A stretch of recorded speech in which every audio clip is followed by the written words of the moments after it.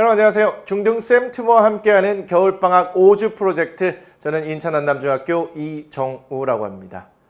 여름방학 과정을 통해서 이미 저를 만나보신 친구들도 있을 거고요. 이번 겨울방학 프로젝트에 새롭게 합류하신 친구들도 있을 겁니다.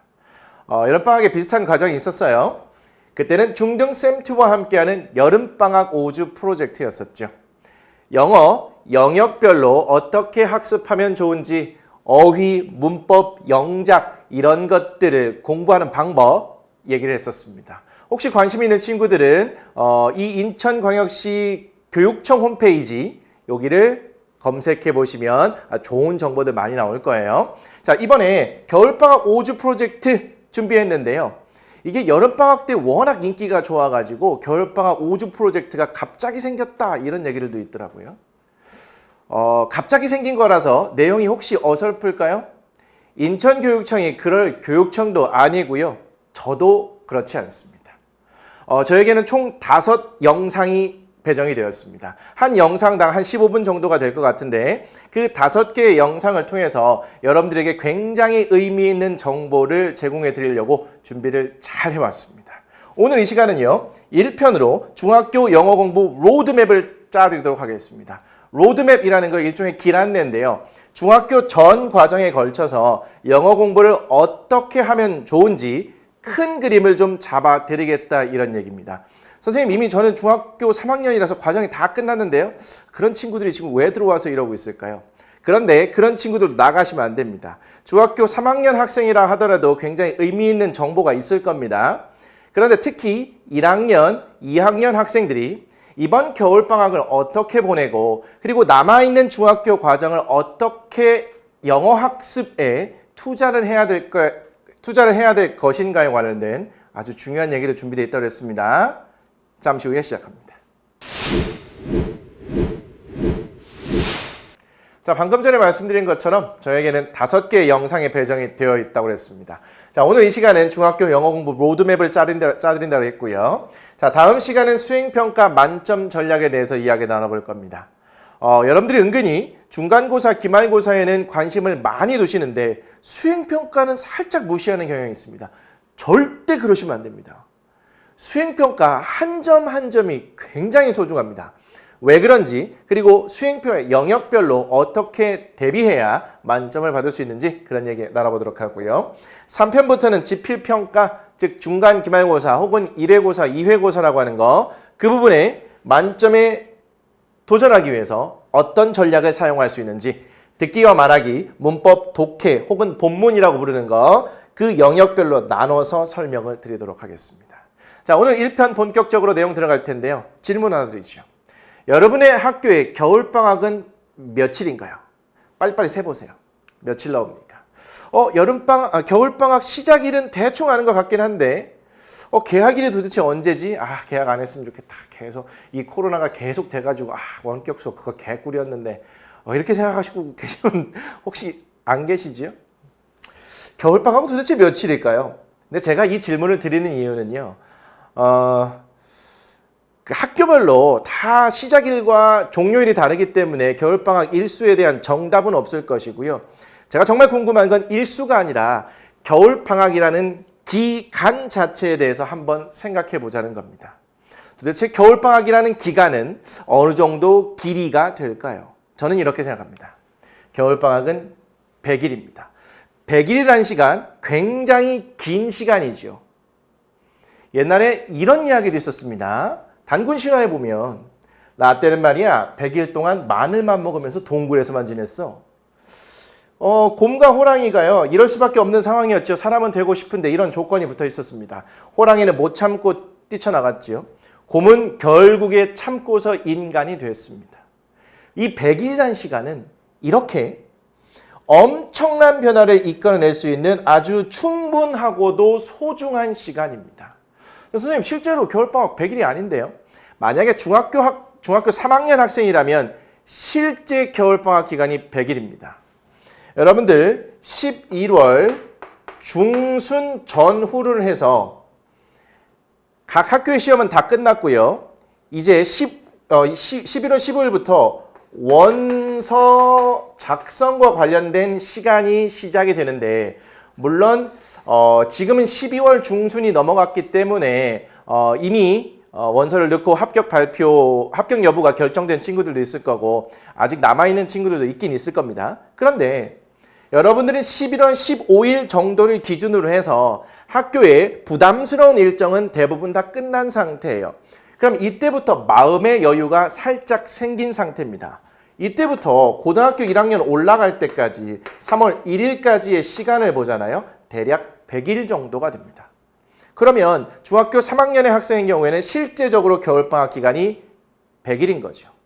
이 시간은 충분히 스스로 계획을 세우고 무언가를 실천해서 결과적으로 엄청난 변화를 만들어낼 수 있는 아주 충분한 시간이라고요. 만약에 여러분들이 중학교 1, 2학년 학생이라면 어떨까요? 1학년 학생은 각종 시험이 없었습니다. 여러분들은 수행평가만 과정평가로 틈틈이 치러왔고요. 사실 이 수행평가가 여러분들의 성적 면에서는 반영이 안 되었을 겁니다. 여러분들이 어떤 수행을 해왔는지 문장 단위로 여러분들의 생활기록부에 기록은 되지만 점수화돼서 이렇게 성적에 반영되지는 않았을 거예요. 학습의 부담은 확실히 적었을 겁니다. 그런 친구들은요, 자기가 언제부터 방학이다라고 스스로 마음에 정한 순간부터가 방학입니다. 지금 이 영상을 보시는 순간부터 그래 나는 지금부터 겨울방학 할래? 그럼 그게 겨울방학인 거예요. 충분히 여러분들 시간을 정해서 활용할 수 있습니다. 2학년 학생들은요, 아무래도 12월 말쯤은 돼야 겨울방학이 본격적으로 시작하게 될 텐데 그런 친구들이라 하더라도 1월, 2월 이거 두 개만 합쳐도 최소한 60일은 되잖아요. 이 60일도요 결코 적은 시간이 아닙니다. 어휘와 관련된다면 하루에 30개만 공부를 해도 1800개 어휘인데요. 이 1800개 어휘는 중학교 필수 어휘들을 다 공부하는 겁니다. 여기에다가 문법책도요 맘만 먹으면 2번 정도까지 돌릴 수 있는 아주 충분한 시간이에요. 특히 이 60일의 시간은 온전히 여러분들이 집에서 보낼 수 있는 시간이잖아요. 아까 3학년과 1학년 학생들의 경우에는 학교에 나오지만 부담은 없기 때문에 마음의 여유가 있어서 실질적으로 그냥 겨울방학을 100일로 늘려 잡은 것이고 이 친구들도 1, 3학년 학생들도 집에서 자기가 충분히 자기 시간을 쓸 수 있는 시간은 60일 정도는 똑같다는 얘기입니다. 어쨌든 이 60일도 결코 적은 시간은 아니에요. 겨울방학에 들어가고 있는 여러분들 이 겨울방학 그냥 단순히 쉬는 시간으로 생각하지 마시고요. 여러분들 굉장히 의미 있는 시간, 곰을 사람으로도 바꿀 수 있는 시간, 여러분들이 그동안에 공부를 좀 덜 해왔다면 뭔가 좀 부족하다고 느낀다면 이 시간을 통해서 아주 엄청난 변화를 함께 만들어 보시죠. 1학년부터 출발합니다. 자, 1학년 학생들은 지금 자유학년제를 하고 있어요. 이게 조금 내년인가 후년부터는 좀 변화가 생길 것 같기도 한데 어쨌든 지금은 자유학년제입니다. 지필평가 없죠? 시험에 부담 없었습니다. 신났어요. 그런데 수행평가는 있었다고 그랬습니다.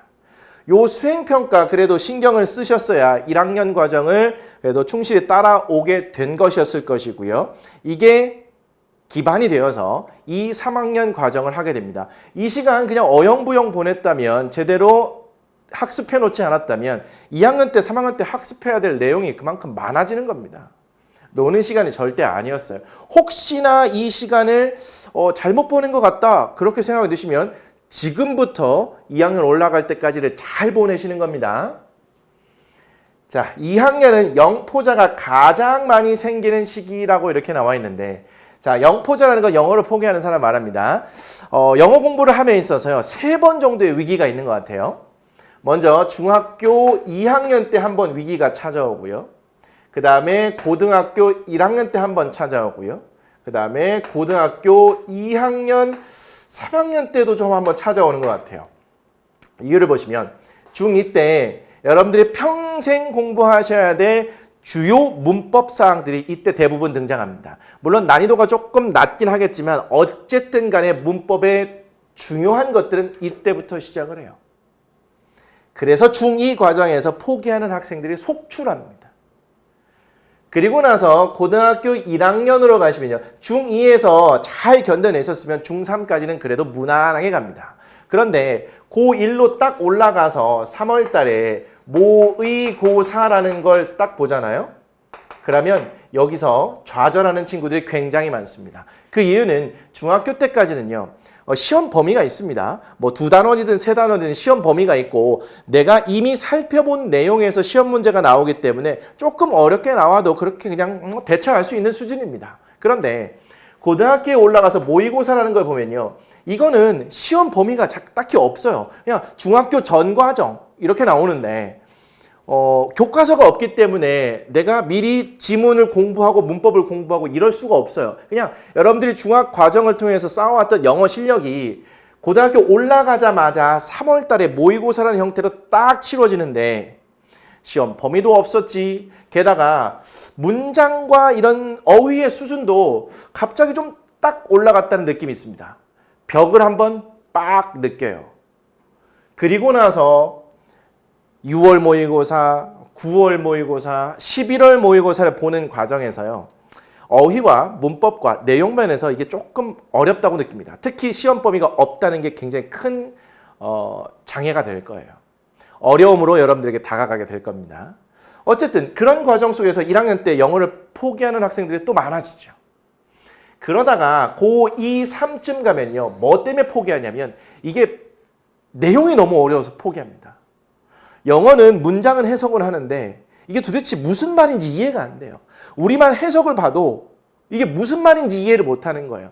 영어 실력이 부족하기보다는 실제로 지식적인 면 그리고 어떤 글 자체를 이해하는 능력 이게 부족합니다.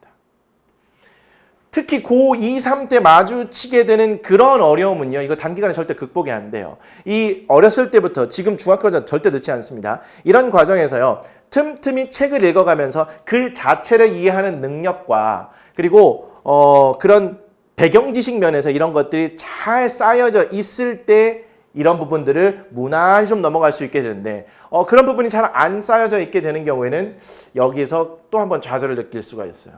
어쨌든 3번의 위기 정도가 있을 수 있는데 중학교 1학년, 2학년 학생들이라면 지금 중2 요 과정에서 위기를 마주했거나 마주할 예정인 친구들인 거죠. 특히 1학년 학생들 이걸 마주할 가능성이 있습니다. 겁주려는 건 아니고요. 이걸 알고서 대비하자는 얘기입니다. 어쨌든 2학년은 영포자가 가장 많이 생기는 시기다. 말씀드렸던 것처럼 어려운데 중요한 문법이 대부분 2학년 때 등장한다고요. 중요해서 어려워도 포기할 수 없는 건데 포기하는 학생들이 많아서 영포자가 많이 생긴다는 얘기입니다. 그러면 어떻게 해야 될까요? 제가 이렇게 말씀드리죠. 어휘 공부의 70%, 문법 공부의 30%의 시간을 투자하세요. 내가 만약에 하루에 1시간을 공부할 수 있다고 친다면 그 1시간에서 70% 약 40분 정도는 어휘 공부에 투자하시고 20분 정도는 문법에 투자하시는 건데 어휘 공부를 하루에 40분 투자하는 건 그럴만합니다. 근데 문법 공부를 하루에 20분 한다고요? 그거에서 도대체 뭐예요? 그래도 20분이 하루하루 쌓이면요. 그것도 절대 무시 못할 양입니다. 근데 하루에 영어 공부를 1시간 한다? 이거 부족합니다.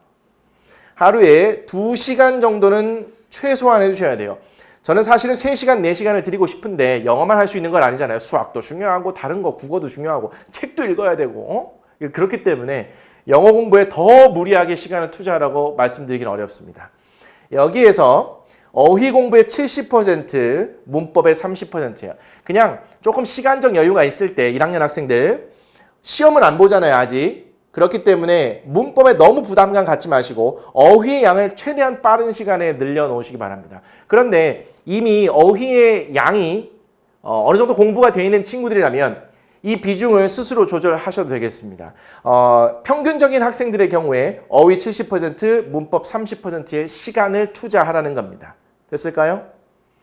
그리고 나서 여름방학에는 어휘 공부에 집중을 좀 해주시고요. 그리고 나서 겨울방학이 되면 문법에 집중하시는데 문법 책 한 권을 아주 꼼꼼하게 학습해 주시기 바랍니다. 그리고 문법을 어떻게 공부해야 되는지는 여름방학에 제가 설명을 해놓은 영상이 있습니다. 인천경영시 교육청 지금 여러분들이 보시는 이 유튜브 채널에 검색을 하시면 바로 나오게 될 거니까요. 혹시 여기에 이렇게 띄워져 있을지도 모릅니다. 그거를 한번 잘 보시면서 아, 겨울방학 때 문법책을 이렇게 공부해야겠구나 하시면 되겠습니다. 어휘 문법 비중 보시고요. 여름방학 때는 어휘, 겨울방학 때는 문법. 근데 나는 이걸 바꿔서 하고 싶다. 물론 그러셔도 괜찮습니다. 어쨌든 2학년을 대비해서 1학년 절대로 설렁설렁 보내시면 안 된다는 얘기 강조해서 말씀드리고요. 지금 겨울방학입니다. 100일이라고 마음을 먹고 본인을 아주 탈바꿈 시켜서 2학년에 잘 올라가 주시길 바라겠습니다. 이제 2학년입니다. 자, 2학년 때부터는 본격적으로 시험이 시작되죠. 지필평가 4회 그리고 수행평가 틈틈이 아주 여러 번 보잖아요. 그죠? 지필평가 특히 4회 1학기에 2번, 2학기에 2번 봅니다. 중간기말 또 2학기 때 중간기말 그리고 거기에 수행평가가 영역별로 있습니다. 이거 다음 시간에 얘기할게요. 여러분들은 시험 기간에는 시험 공부에 집중을 하시기 바랍니다. 예를 들면 5월 초 또는 4월 말에 중간고사를 보게 되는데 그럼 보통 한 달 전부터는 시험 공부하지 않습니까? 선생님 그런가요? 한 달 전부터 하나요? 저는 4일 전부터 하는 건 큰일 납니다. 이 4월 초부터 계획을 세우고 어떻게 공부할 건지 하나하나 구체적으로 설정해 놓은 다음에 그 방향을 잘 따라가셔야 되죠. 그냥 시험 기간이 임박해갖고 벼락치기 하면 안 됩니다. 하나 안 돼요. 어쨌든 이렇게 시험 기간과 관련되는 한 달 기간은요. 시험 공부에 집중하시기 바랍니다. 그러면 7월 초에 있다면 6월부터 요 기간까지 또 시험 공부에 집중해야 될 시간이죠. 그러면 3월 그리고 5월에서 6월 넘어가는 요 기간 이런 기간이 비인 기간이 나옵니다. 이렇게 시험 기간이 아닐 때는 어휘와 문법 학습을 꾸준히 해주셔야 되는데 비중을 이렇게 잡았습니다. 이제는 어휘 학습의 시간을 조금 줄이고요. 문법 학습의 시간을 늘려가셔야 됩니다. 시험을 직접 보고 있기 때문에 그 문법에 대해서 조금 더 집중하실 필요가 있어요.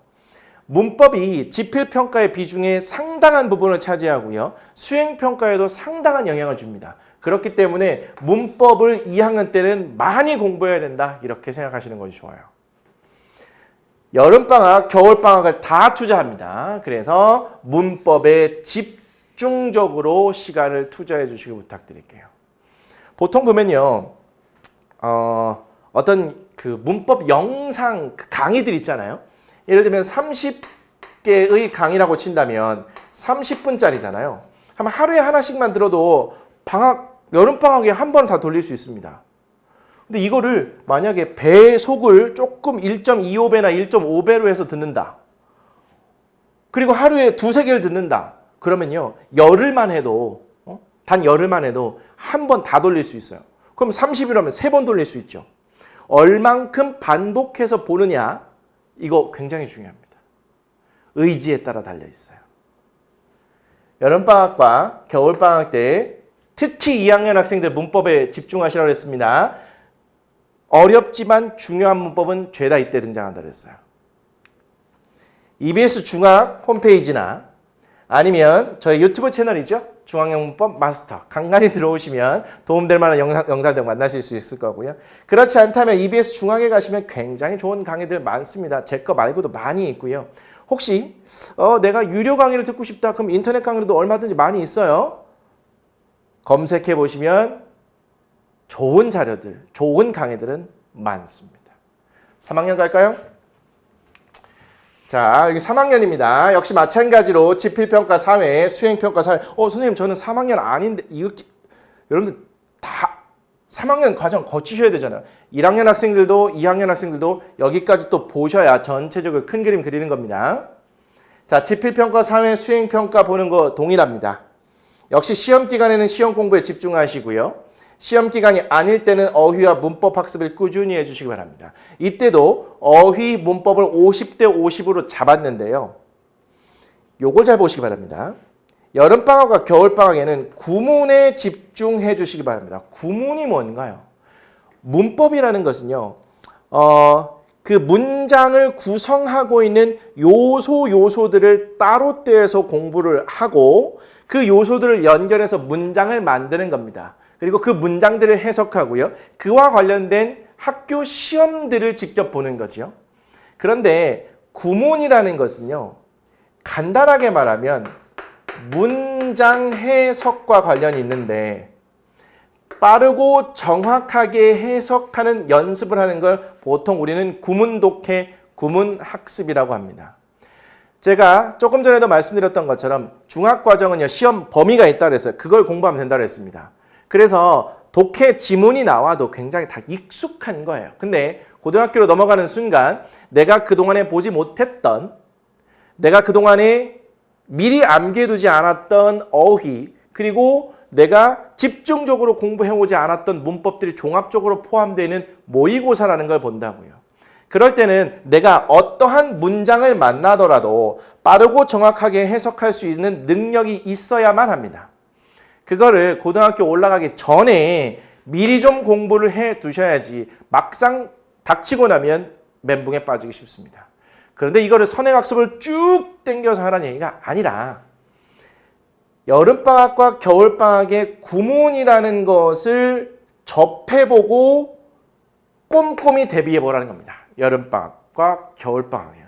특히 지금 겨울방학에 이 구문에 집중해 보시면 좋겠는데 마침 다행스럽게 EBS 고등에 가시면요. 정승익 선생님 지금 고등에서 좀 하고 지금 이 고등 쌤튜브 영어편은 정승익 선생님이 하십니다. 혹시 중학교 3학년 학생들이라면 지금 그걸 듣고 있을 수도 있는데요. 그 정승익 선생님께서 구문 강의를 개설하셨습니다. 여기에 관련된 책도 있는데요. 수박책이라고 있더라고요. 표지도 예쁩니다. 뭐 정승익 선생님 하면 굉장히 유명하신 분이죠. 고3 고등학생들 사이에 굉장히 유명하신 분이에요. 이 책과 강의와 관련돼서는 의심할 여지가 없으니까 여러분들이 이 여름방학과 겨울방학 때 구문과 관련된 공부를 제대로 하실 수 있을 겁니다. 그래서 지금 3학년은 어휘 문법은 그대로 가져가시되 평소에는요. 여름방학과 겨울방학에는 구문에 집중해 보시라는 얘기를 드렸습니다. 자, 그러면 1학년 과정은요. 어휘의 비중을 좀 많이 싣고요. 2학년 과정은요. 문법의 비중을 좀 싣고요. 그리고 3학년 과정은 구문의 비중을 점차 늘려가는 그런 과정이라고 보시면 되겠습니다. 이렇게 중학교 전체 영어 공부의 로드맵을 짜드렸고요. 그럼 영역별로 어떻게 공부해야 되는지는 제가 여름방학 5주 프로젝트에서 영역별 학습법 설명해 놨으니까 그걸 참고하시면 된다고 했습니다. 그리고 나서 이제 본격적으로 여러분들이 이제 학교 내신 시험은 어떻게 봐야 되는지, 내신 시험이라는 건 지필평가와 수행평가를 합쳐놓은 걸 말합니다. 우리 다음 시간에는 수행평가와 관련된 만점 전략들을 살펴보도록 하겠습니다. 자, 여러분들 댓글란에 지금 영상의 밑에 댓글란이 있을 겁니다. 거기에 궁금하신 사항들이 있으면 질문 남겨주시면 제가 바로바로 또 답변도 해드리도록 하고요. 그리고 여러분들이 그 전반적인 영어 공부에 관련된 상황들 관련돼서도 질문 얼마든지 하실 수 있으니까 저와 소통하는 그런 장으로도 궁금한 걸 해소하는 그런 공간으로도 충분히 활용하실 수 있으면 좋을 것 같습니다. 자, 오늘 1편 수고하셨습니다. 우리 2편에서 뵙겠습니다.